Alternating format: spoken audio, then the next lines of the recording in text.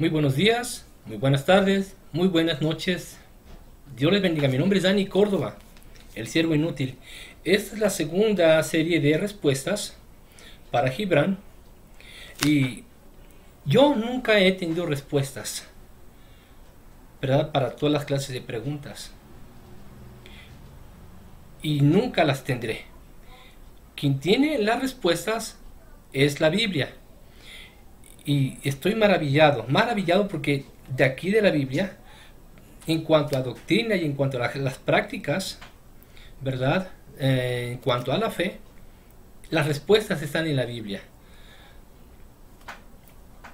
No sé, estoy bien, pero bien emocionado, pero muy emocionado, porque a través de la palabra de Dios vamos a aprender muchas cosas.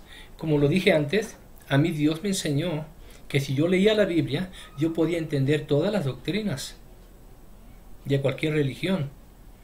¿Sí? No, las doctrinas nos ayudan a entender la palabra de Dios. Eso es un concepto falso. Todas las doctrinas salen parcialmente o enteramente de la Biblia. Así que la misma Biblia nos va a ayudar a entender todas las doctrinas. Y, wow, me maravillo de las grandezas de Dios, de la grandeza de su palabra. Ok, entonces, tú te preguntas por qué llamarle celebración de un nuevo pacto. Que no es lo que yo creo. Te voy a decir lo que dice exactamente la palabra de Dios en Lucas 22, versículo 20. De igual manera, después que hubo cenado, tomó la copa diciendo: esta copa es el nuevo pacto en mi sangre. ¿Qué es? Nuevo pacto en mi sangre, que por vosotros se derrama. Hasta ahí. Ahora vamos a ver cómo lo dice en la versión Latinoamérica. ¿Ok? Y aquí en la versión Latinoamérica de Lucas 22, versículo 20 dice: hizo lo mismo con la copa después de cenar diciendo: esta copa es la alianza nueva, sellada con mi sangre, que es derramada por ustedes. En el video anterior dije que el pacto es una alianza, es un convenio, un acuerdo. ¿Sí? Entonces aquí dice alianza nueva. Creo que alianza nueva sería más bíblico que misa de Eucaristía, que para ustedes es un servicio de acción de gracias, pero aquí no dice que sea servicio de acción de gracias, ahí dice que es un nuevo pacto, una alianza nueva. No lo vamos a poder cambiar. No es lo que dice la iglesia donde yo voy, no es la iglesia donde yo estuve, no es lo que la mayor parte de iglesias le llaman, ¿sí? Por costumbre. Aunque se le llamara Santa Cena, creo que es más bíblico que misa de Eucaristía. Pero hay que ser correctos y hay que ser claros. La palabra de Dios nos dice que se llama Santa Cena. ¿Sí? Es la cena pascual y es la cena judía que celebró Jesús.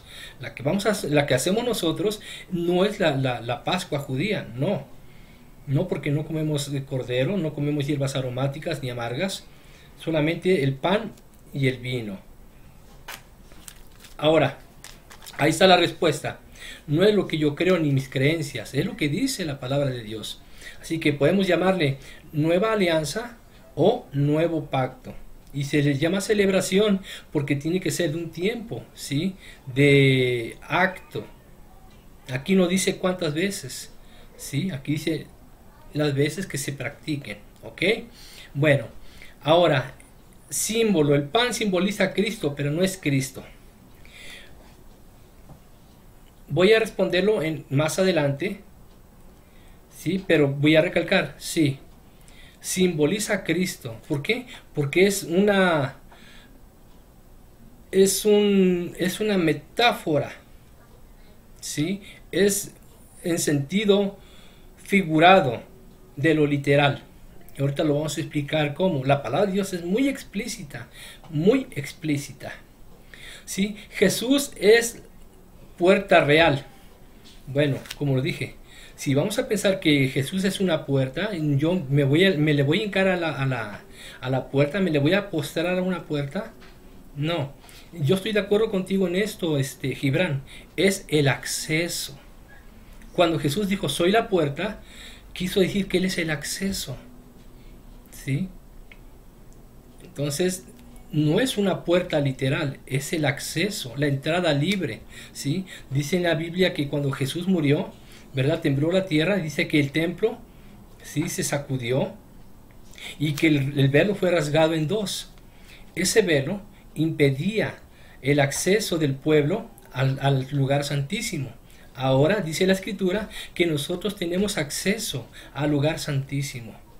¿Por qué? Por el sacrificio de Cristo Jesús. Jesús es el acceso, ¿entiendes? Entonces no es una puerta literal. Y bueno, vamos a hablar de eso después, como tú también lo dijiste, ¿verdad? Así que tengo mucho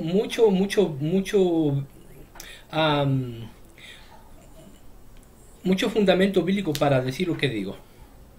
Ahora, tú dices que Jesús que transfiere su cuerpo al pan. Esto no aquí dice la Biblia. No dice que transfiere su cuerpo. ¿Sabes? Porque si lo transfiriera, Jesús hubiera desaparecido y se hubiera convertido en el pan. ¿Sí?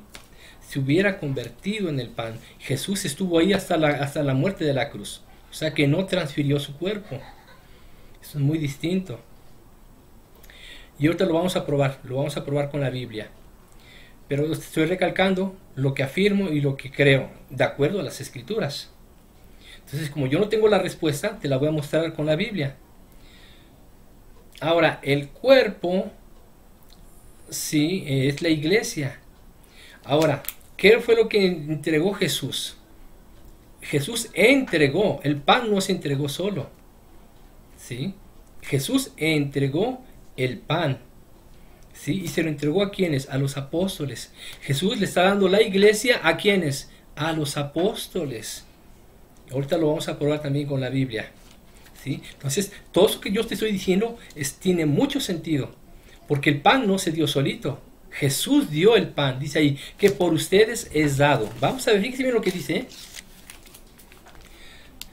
Dice aquí el versículo 19, y tomó el pan y dio gracias y lo partió y les dio. O sea, Él les dio el pan, diciendo, esto es mi cuerpo que por vosotros es dado. Dice que por ustedes es dado. Vamos a ver cómo lo dice aquí Lucas 22, 19, según la versión latinoamericana. Dice, después tomó pan y dando gracias lo partió y se lo dio diciendo, esto es mi cuerpo que es entregado por ustedes. ¿Sí? Dice que es entregado por Él a ellos. ¿Sí? No es, el pan no se dio solito, el pan no se levantó y aquí estoy, tómeme. No. Jesús lo tuvo que entregar. Entregó la iglesia a los apóstoles. ¿Sí? Les dijo, ustedes ahora son encargados de mi cuerpo. Y ahorita lo vamos a probar también bíblicamente. Jesús es el Cordero Pascual. Claro, nosotros creemos eso. Pero Jesús literalmente no es un cordero. ¿Sí? Aquí está hablando nuevamente está hablando metafóricamente. ¿Sí? Lo está usando como ejemplo. Porque qué tal si vamos a ver un corderito, ¿verdad? No, ese es Jesús y me le voy a postrar. No, como ustedes se postran ante la hostia. No. Y hay que recordar que hostia no es pan. Ahorita vamos a hablar y vamos a hacer las comparaciones. La carne y la sangre de Cristo es verdadera vida. Aquí viene y empieza lo bueno. ¿Y por qué, según tú nos dices, que por qué usar una galleta y jugo de uva? Bueno, no es galleta. Creo que lo que nosotros nos comemos es más parecido al pan que lo que ustedes dicen que es pan, que es hostia. Se parece más al pan de la Pascua judía que la misma hostia. Ahora, vamos a ver por qué el jugo de uva. Aquí Jesús dice en Lucas 22, del versículo 15 y 16. No, es a ver. vamos a adelantarnos mejor al 18, Lucas 22, 18. Porque os digo que no beberé más del fruto de la vid hasta que el reino de Dios venga. Aquí no dice vino. Y después dice copa. ¿Sí? Podemos deducir que es vino, pero ahí no dice vino. Vamos a ver qué dice la versión latinoamericana. Latinoamérica. ¿Sí? Habíamos leído el versículo 18. Dice aquí: porque les aseguro que ya no volveré a beber del fruto de la vid hasta que llegue el reino de Dios. ¿Qué es el fruto de la vid? Sí, vemos aquí en una vid, ¿verdad? ¿Qué es el fruto? La uva. ¿Y qué sacamos de la uva? Sacamos jugo de uva y sacamos vino. ¿Sí? Jesús dijo ahí: no beberé más del fruto de la vid. Entonces, a lo mejor fueron uvas apachurradas, ¿verdad? Machacadas o prensadas, o a lo mejor fue jugo, o a lo mejor fue vino. Entonces aquí la Biblia no dice, aquí dice copa. ¿Sí? Ahora, ya en este versículo hace referencia al vino. ¿Sí? Entonces, no es necesario que sea vino. ¿Sí? Por cuestión de conciencia o de lo que tú quieras. No necesariamente tiene que ser vino. ¿Por qué? Porque es simbólico para nosotros. Así que no le vamos a dar a los jovencitos, no le vamos a dar vino. ¿Sí? Ahora dices tú que nosotros no tenemos al Cordero de la Pascua, que estamos incompletos y que por lo tanto nuestra celebración carece de sentido. Pues no. Ahora, vayamos a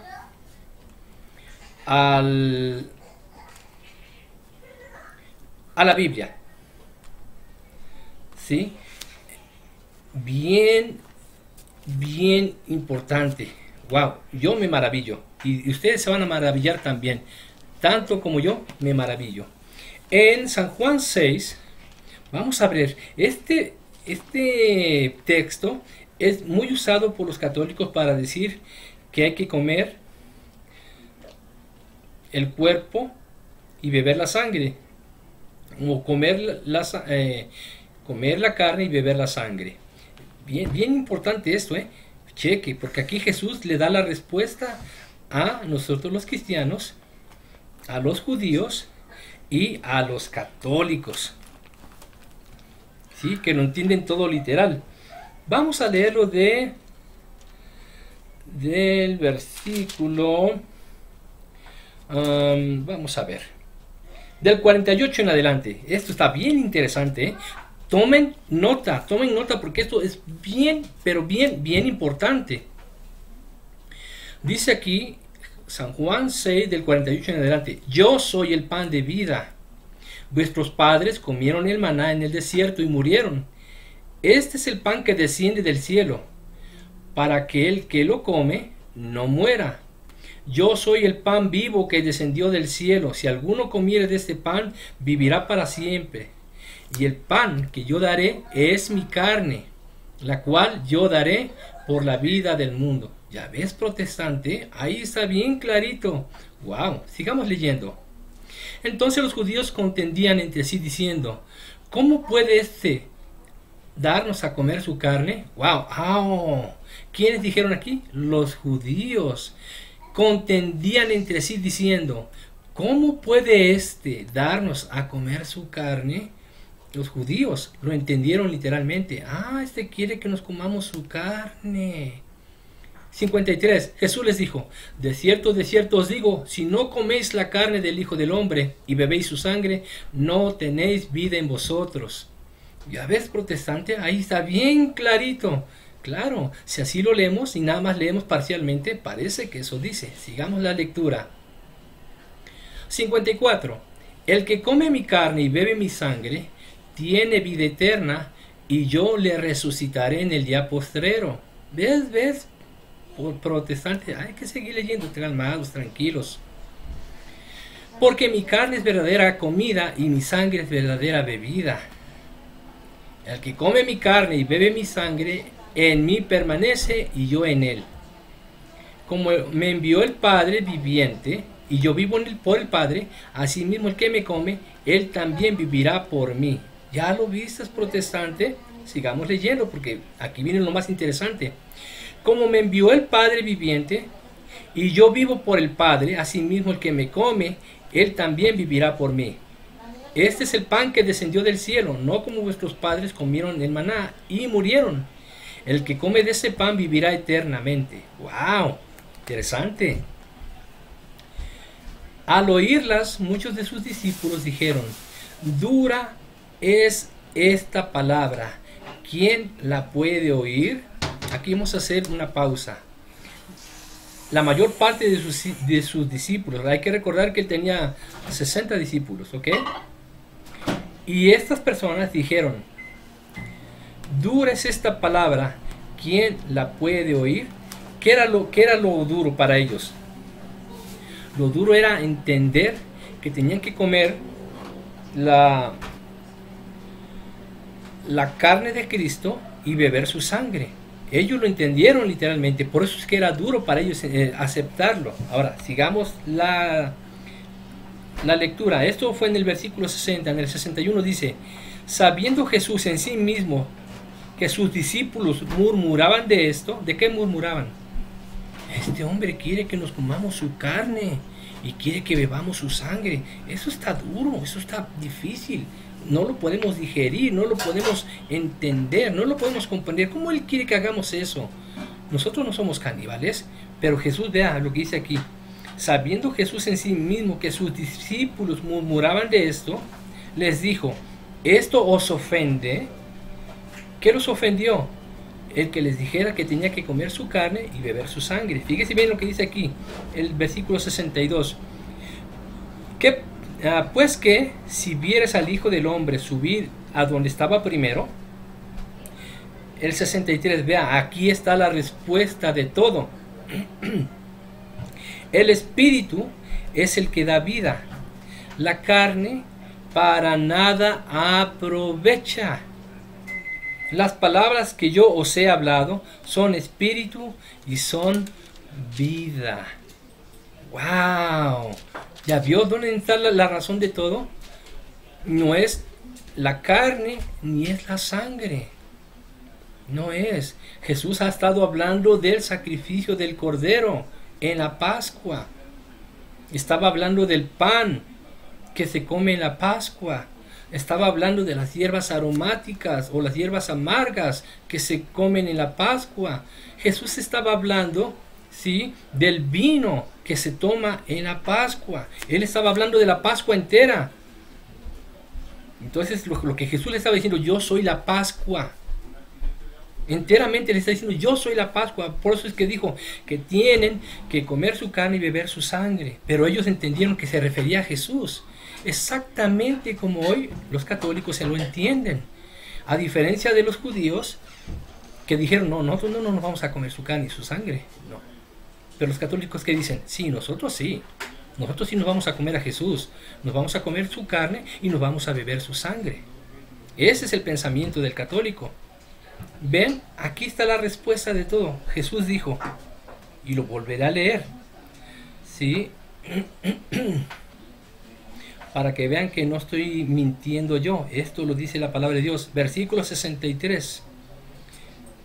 El Espíritu es el que da vida. La carne para nada aprovecha. Sí, la carne no aprovecha. ¿Sí? Las palabras que yo os he hablado son espíritu y son vida. Ahí está la clave. ¿Qué es lo que da la vida? La palabra, el espíritu. ¿Sí? Ahora vamos a ver cómo lo dice Lucas 22. Ya estoy aquí con Lucas. Juan 6. Y vamos a leer exactamente estos versículos, ¿verdad? Que es el 62 y el 63. Para que vean cómo lo dice aquí de esta manera. Aquí me gusta cómo lo dice aquí, porque aquí es más directo y más duro. Alabado sea el Señor. am, 62 y 63. Fíjense bien cómo lo dice aquí. ¿Qué será entonces cuando vean al Hijo del Hombre subir al lugar donde estaba antes? El Espíritu es el que da vida. La carne no sirve para nada. Las palabras que les he dicho son espíritu y vida. Pero hay entre ustedes algunos que no creen. ¿Qué es lo que no creen? Que es el Espíritu y las palabras de Dios que son los que dan vida. No es la carne, no es la sangre, que ustedes dicen que es literal. ¿Sí? Ahí está la respuesta, Gibran. ¿Sí? Jesús no transfiere su cuerpo al pan, y el pan no se convierte en carne, y esa carne no es el cuerpo de Cristo, ni tampoco la copa de vino es la sangre. ¿Sí? Es una simbolización. ¿Sí?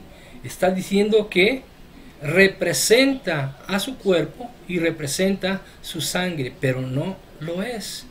¿Correcto? Esta parte bíblica, yo sé que no lo van a entender. Yo entiendo la Eucaristía, cuando fui católico yo la entendía. Y para que yo hubiera podido entender la Eucaristía, me tuvieron que enseñar la doctrina católica y el catequismo.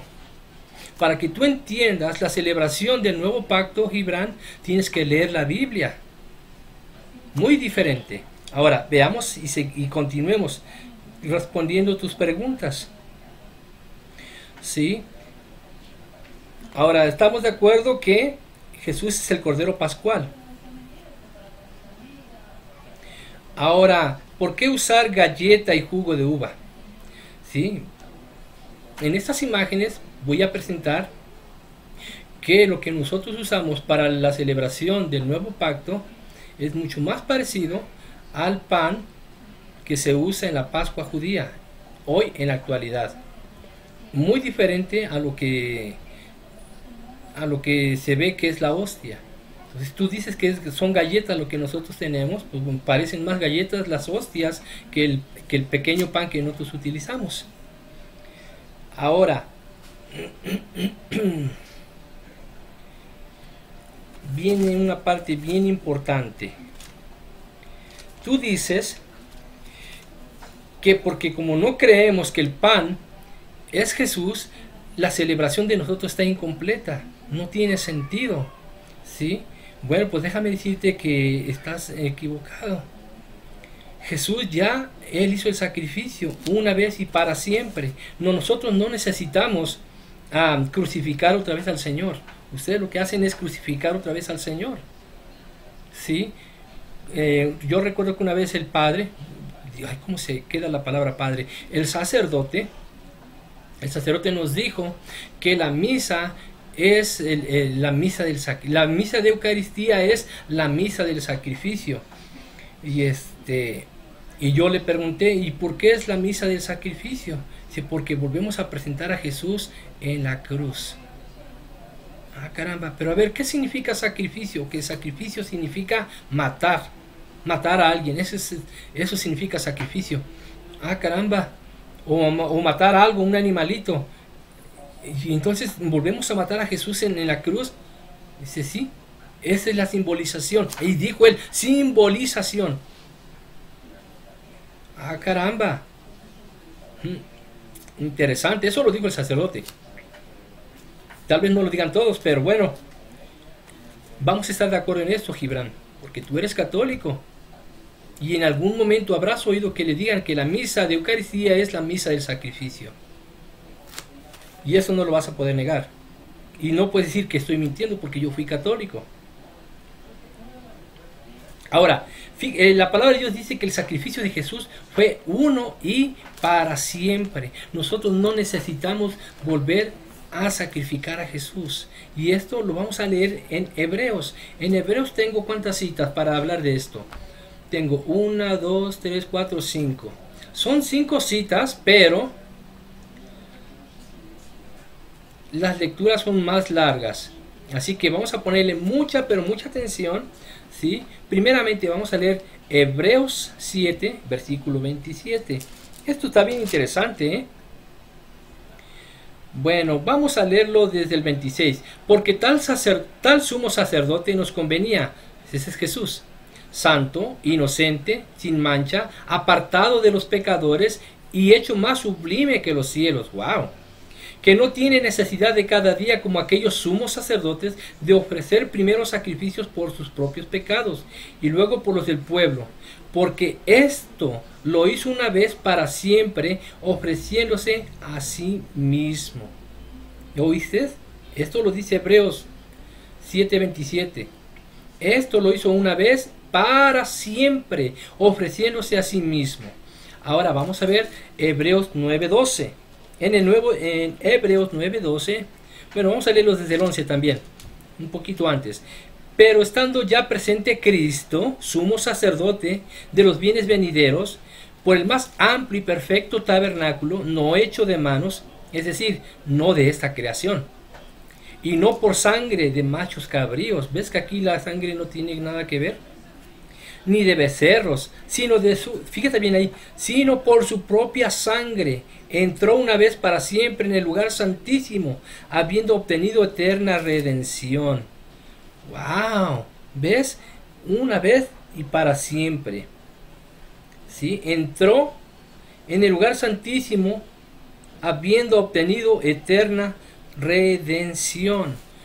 ¡Wow! Increíble. ¿Sabes? Es por eso que nosotros no nos preocupamos si tenemos el cordero del sacrificio en en la celebración del nuevo pacto. ¿Sí? No necesitamos eso. Hebreos 9:26, aquí mismo. Dice aquí. Vamos a leerlos desde el 24. Porque no entró Cristo en el santuario hecho de mano, figura del verdadero, sino en el cielo mismo para presentarse ahora por nosotros ante Dios, y no para ofrecerse muchas veces. Y eso es lo que ustedes hacen, ofrecerlo muchas veces. Como entra el sumo sacerdote en el lugar santísimo cada año con sangre ajena. De otra manera, le hubiera sido necesario padecer muchas veces desde el principio del mundo. Pero ahora, en la consumación de los siglos, se presentó una vez para siempre por el sacrificio de sí mismo para quitar en medio el pecado. ¿Ves? Ya no necesitamos eso. Ustedes están sacrificando a Jesús de una vez más. Y eso trae sus consecuencias. Ahorita lo vamos a leer. Y bien interesante eso, muy interesante. Entonces, volvamos a ver ahora Hebreos 10:10, bien interesante. Si leen desde el principio del capítulo 7 hasta terminar el 10, todos esos capítulos hablan del sacrificio de Jesús y uno para siempre. Entonces, Hebreos 10:10 dice: en esa voluntad somos santificados mediante la ofrenda del cuerpo de Jesucristo, hecha una vez y para siempre. ¿Sí? Todo el versículo, todo el capítulo 7, todo el capítulo 8, todo el capítulo 9 y todo el capítulo 10 habla de eso. Te recomiendo que los leas. ¿Sí? Ahora vayamos ahí mismo al Hebreos 10:12. Dice aquí: pero Cristo, habiendo ofrecido una vez para siempre un solo sacrificio por los pecados, se ha sentado a la diestra de Dios. ¡Wow! Se ha sentado a la diestra de Dios. Ahora volvamos a lo que es la misa del sacrificio, la misa de Eucaristía. ¿Sabías tú que es una ofensa volver a presentar a Jesucristo en el sacrificio? No lo digo yo, lo dice la Escritura. ¿Sí? Tanto es así que Dios no se agrada de que presentemos a Jesús otra vez en sacrificio. ¿Por qué? Porque lo estamos exponiendo otra vez a vituperio, lo estamos exponiendo otra vez a vergüenza. ¿Sí?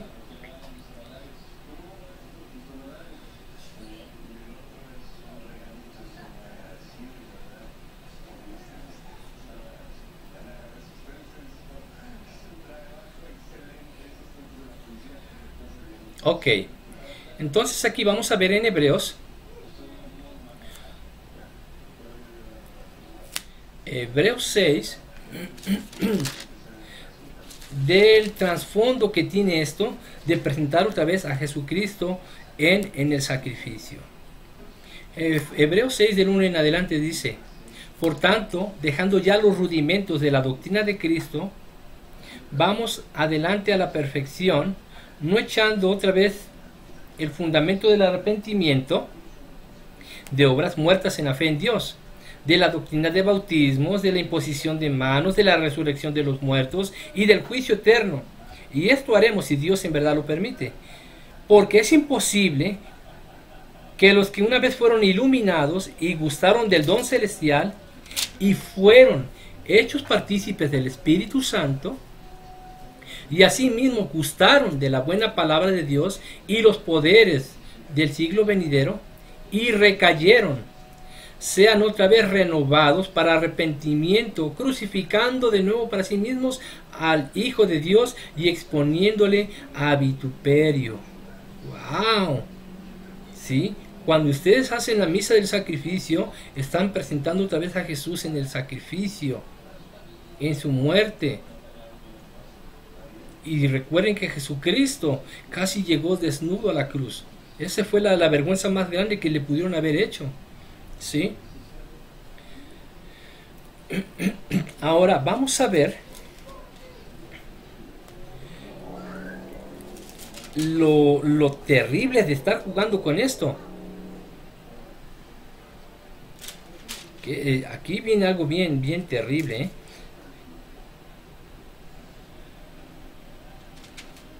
Ay, Dios mío.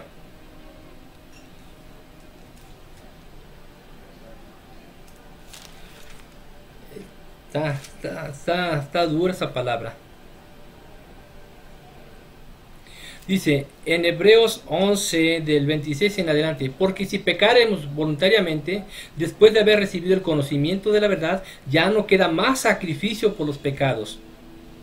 Entonces, ¿qué estamos haciendo al ofrecer a Jesucristo como sacrificio por los pecados? Es repetir nuevamente lo que Él sufrió en la cruz. Dice aquí: ya no queda más sacrificio por los pecados, sino una horrenda expectación de juicio y de hervor de fuego que ha de devorar a los adversarios. El que viola la ley de Moisés por el testimonio de 2 o 3 testigos muere irremisiblemente. ¿Cuánto mayor castigo pensáis que merecerá aquel que pisoteare al Hijo de Dios y tuviere por inmunda la sangre del pacto en la cual fue santificado y hiciera afrenta al Espíritu de gracia? Aquí voy a hacer una pausa. Mira, Gibran, me has caído bien y espero que esta parte de la Escritura te ilumine. La misa del sacrificio, la misa de Eucaristía, es una ofensa a Dios. ¿Sí? ¿Por qué? Porque se vuelve a derramar la sangre de Cristo. Y ustedes dicen que se la toman. Y ustedes dicen que se comen el cuerpo de Cristo. Todo esto viene a contradecir lo que está diciendo la palabra de Dios al repetir el sacrificio. Tú mismo lo dijiste en este video pasado. Tú mismo lo dijiste en el video pasado. Que ustedes, ¿sí?, participan y le ven el valor porque vuelven a presentar al Cordero de Dios que quita los pecados del mundo, al Cordero Pascual.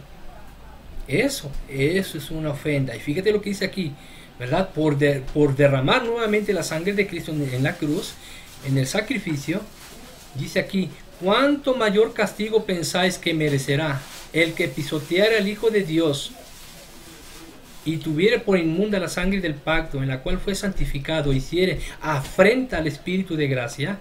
Pues conocemos al que dijo: mía es la venganza, yo daré el pago, dice el Señor. Y otra vez el Señor juzgará a su pueblo. Horrenda cosa es caer en manos del Dios vivo. Y aquí vuelve a decir que es la sangre del pacto, ¿sí? Nuevamente. Y aquí ya está refiriéndose al sacrificio.